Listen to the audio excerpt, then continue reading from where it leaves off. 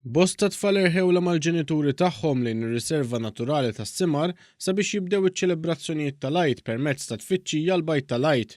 L-attività annwali mtella mill-laqda non-governattiva BirdLife hija maħsuba sabiex tressaq lil dawn it-tfal lejn ir-riserva naturali u lejn l-ambjent Malti.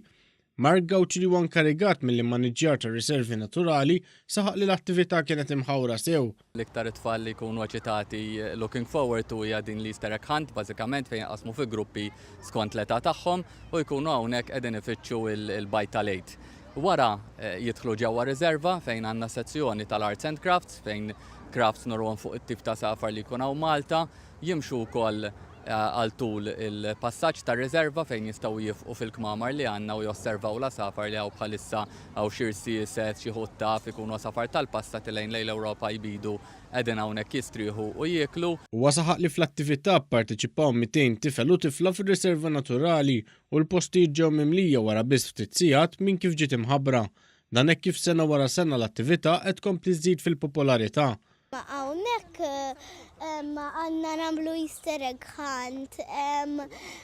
Nies tal-BirdLife jaħbu l-Easter eggs u aħna nsibuhom.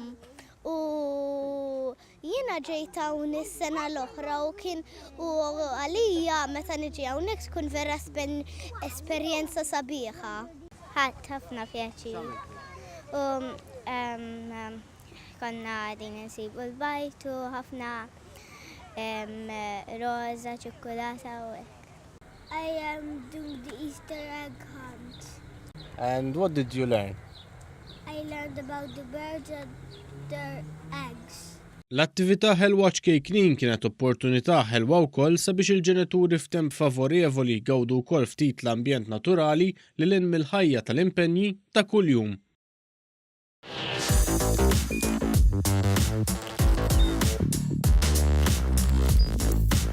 Idħol fuq one.com.mt u hemmhekk tista' tara l-programmi kollha li jxandru fuq One permezz ta' One Play.